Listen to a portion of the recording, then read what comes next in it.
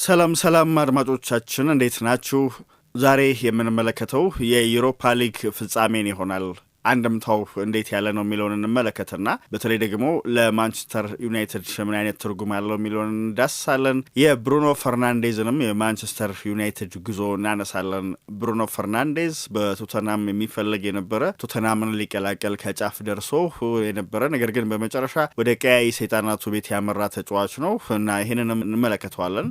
የዛሬውን ጨዋታ ተንተርሰን ጉዞ ምን ይመስላል የሚለውን እንቃኛለን። ለቻናላችን አዲስ የሆናችሁ ቻናላችንን ሰብስክራይብ፣ ላይክ እና ሼር እንድታደርጉ በአክብሮት እንጠይቃለን። የዩሮፓ ሊግ ፍጻሜ በአይነቱ የተለየ ነው። ትርጉሙ ላቅ ያለ ነው ለሁለቱ የፍጻሜ ተፋላሚዎች። ይህ የ100 ሚሊዮን ፓውንድ ፍጻሜ ለአሸናፊ ቡድን ብዙ ነገር ይዞ እንደሚመጣ የሚታሰብ ነው። አሸናፊው ክለብ 100 ሚሊዮን ፓውንድ ወደ ካዝናው ማስገባት የሚችልበትን እድል የሚፈጥር ጨዋታ ነው። ከዚህ ጨዋታ ጋር በተገናኘ የቀድሞው የማንቸስተር ዩናይትድ ምክትል አሰልጣኝ የነበሩት ሬኒ ሞሊንስቴን ሀሳባቸውን እንዲያካፍሉ ተጠይቀው ነበር። እርሳቸው አጋጣሚው ለማንቸስተር ዩናይትድ መንታ መንገድ ላይ መቆሙን አመላካች ነው ይላሉ። እንደ ሁሉም የማንቸስተር ዩናይትድ ደጋፊዎች ሁሉ ሆላንዳዊውም በዚህ የውድድር ዘመን ቡድኑ ያሳለፈውን ደካማ የውድድር ዘመን ተመልክተዋል። ስለዚህ በቢልባኦ የሚደረገው ጨዋታ የሚመዘገበው ውጤት ልዩነት ፈጣሪ ሊሆን እንደሚችል ነው የሚያምኑት። አንድ ትርጉም ብቻ አንድ ፋይዳ ብቻ ያለው ጨዋታ አይደለም፣ በተለያየ መንገድ ልንመለከተው ይገባል ብለዋል ሞሊንስቴን። በፕሪሚየር ሊጉ 16ኛ ደረጃ ላይ የተቀመጠው ዩናይትድ በፕሪሚየር ሊግ በታሪኩ ካስመዘገባቸው ደካማ ውጤቶች አንዱን አስመዝግቦ ነው የሚያጠናቀው የውድድር ዘመን ሲያበቃ። ይህንን ጨዋታ ማሸነፍ ካልቻለ ደግሞ ብዙ ነገር ይለዋወጣል። በተለይ ስለ ቀጣዩ የውድድር ዘመን የሚያስቡበት መንገድም ጭምር ነው የሚለወጠው። ዋንጫ ማንሳታቸው ብዙ ነገር ይለውጣል። አንደኛ የዋንጫ አሸናፊ ያደርጋቸዋል፣ ሁለተኛ ግን በፋይናንስ ረገድ ተፎካካሪ መሆን የሚችሉበትን እድልም የሚፈጥርላቸው ነው። ካላሸነፉ ግን በቀጣዩ የውድድር ዘመን በአውሮፓ መድረክ ምንም አይነት ተሳትፎ አያደርጉም። እናም ደግሞ ለተጫዋቾች ዝውውር የሚያስፈልገውን ገንዘብ ለማግኘትም ይቸግራሉ። በተለይ ደግሞ ከፋይናንስ ጋር በተገናኘ ባለፉት ዓመታት ዩናይትድ ያስመዘገበው ኪሳራ ስለሆነ ያንን ማቃለል ይኖርበታል። በቻምፒየንስ ሊግ ተሳታፊ መሆን ትርጉሙ ቀላል አይደለም። በጣም ጠቀም ያለ ገንዘብ የሚያስገኝ ነው እና እሱን ማጣጣም ይፈልጋሉ። እንዲያውም የእግር ኳስ ፋይናንስ ኤክስፐርቱ ኬረን ማጓየር ትርጉሙ በጣም የላቀ ነው፣ በክለቡ ታሪክ የምንጊዜውም እጅግ አስፈላጊው ጨዋታ አድርገን ልንጠራው እንችላለን ይህን ግጥሚያ በማለት ነው አስተያየት የሚሰጡት። ምክንያቱም በቻምፒየንስ ሊግ ተሳታፊ መሆን እስከ 100 ሚሊዮን ፓውንድ ድረስ ሊያመጣ ይችላል። ከትኬት ሽያጭ እንደዚሁም ከሚያሰራጩ ተቋማት ከሚገኘው ገቢ እና ከስፖንሰርሺፕ ተጨማሪ ክፍያዎች ቦነስ ይኖራል በእንደዚህ አይነት ውድድሮች ላይ ተሳታፊ ሲሆን ቡድኑና እነዚህ ነገሮች ተደማምረው ከ100 ሚሊዮን ፓውንድ በላይ ሊያስገኝ የሚችል ውድድር ስለሆነ በቻምፒየንስ ሊግ ተሳታፊ መሆን ቀላል ነገር እንዳልሆነ ነው የሚናገሩት። ስፐርስ ያለፈውን ዓመት ኪሳራውን ሲያስመዘግብ 26 ሚሊዮን ፓውንድ ነበር። የማንቸስተር ዩናይትድ ደግሞ 113 ሚሊዮን ፓውንድ ነበር። ስለዚህ ባለፉት 3 ዓመታት ወደ 300 ሚሊዮን ፓውንድ ገደማ የሚጠጋ ነው ማለት ነው ኪሳራ ያስመዘገበው ማንቸስተር ዩናይትድ። ስለዚህ ይህንን ጨዋታ ማሸነፍ ትርጉሙ እጅግ በጣም የላቀ ነው የሚሆነው ለማንቸስተር ዩናይትድ። የዛሬው ጨዋታ የተለየ ስሜት የሚሰጣቸው ተጫዋቾች በርካታ መሆናቸው አይካድም። ከነዚያ መካከል አንደኛው ብሩኖ ፈርናንዴዝ ነው። ማንቸስተር ዩናይትድን በአምበልነት እየመራ በዚህ በዩሮፓ ሊግ ፍጻሜ ቢልባኦ ላይ በሚደረገው ወደ ሜዳ ይገባል። ነገር ግን አጋጣሚው ለፖርቱጋላዊ ሌላም ነገር የሚያስታውሰው ነው። ምክንያቱም ወደ ኦልትራፎርድ በ47 ሚሊዮን ፓውንድ በጥር 2020 ከመዘዋወሩ 6 ወራት ቀደም ብሎ ፈርናንዴዝ ለማውሪሲዮ ፖቼቲኖ ስፐርስ ለመፈረም እጅግ ተቃርቦ የነበረበት ጊዜ ነበር።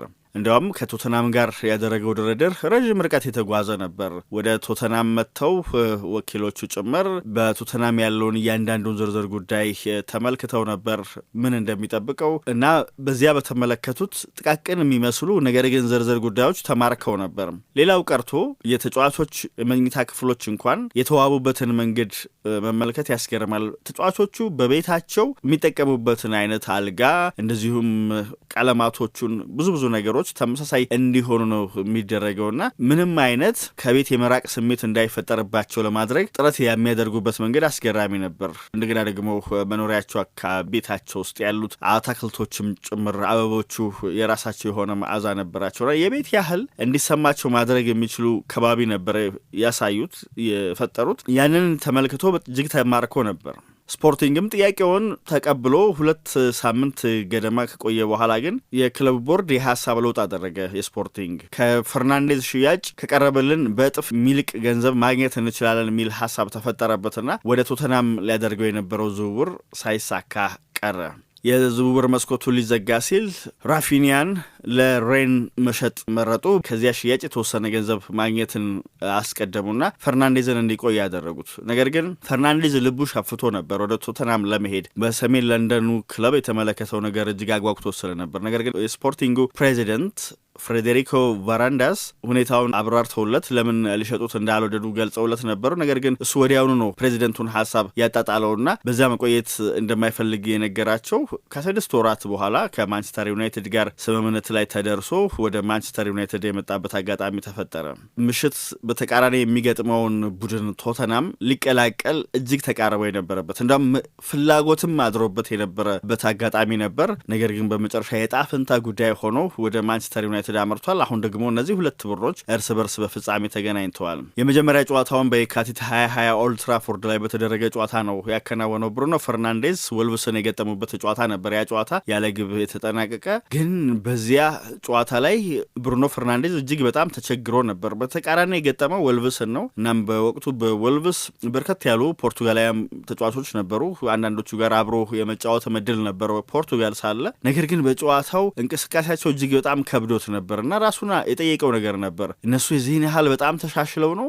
እኔ ብዙ መሮጥ አቅቶኝ ነው? ምንድነው የተፈጠረው የሚል ጥያቄ ነበር። እንዳውም በዚያ ጨዋታ ተቀይሮ ለመውጣት የጓጓበት ብቸኛ አጋጣሚ ነበር ማለት ይቻላል። እንዲያውም 88ኛው ደቂቃ ላይ አራተኛው ዳኛ ተጫዋቾቹ ቅያሬ እንዳለ ምልክት አሳይተው 8 ቁጥርን ሲያወጡ ወደ ሜዳው ጠርዝ መጥቶ ነበረ ተቀይሮ ለመውጣት። ምክንያቱም በስፖርቲንግ እያለ 8 ቁጥር ማሊያ ይለብስ ስለነበር የሱ ቁጥር የወጣ ስለመሰለው። ነገር ግን በወቅቱ ያንን በማንቸስተር ዩናይትድ ይለብስ የነበረው ሁዋን ማታ ነውና ሁዋን ማታ ተቀይሮ ወጣ እና የዚህን ያህል ተቀይሮ ለመውጣት የቸኮለበት ብቸኛውም ጨዋታ ነበር። ከዚያ በኋላ ብሩኖ ፈርናንዴዝ ታትሮ የሚሰራ ስሞት ብቻ ነው የማረፈው ብሎ የሚል እንደሆነ ይታወቃል። እንዳውም አንዳንዶች በድህረ ሰር አሌክስ ፈርጉሰን ዘመን ማንቸስተር ዩናይትድ ያስፈረመው ድንቁ ተጫዋች እሱ ነው በሚል ያወድሱታል። በጣም ድንቅ አስተዋጽኦን እያበረከተ የሚገኘው በዚህ የውድድር ዘመንም ቢሆን በ38 ጎሎች ላይ ቀጥተኛ ተሳትፎ አድርጓል። 19 ጎሎች አስቆጥሯል።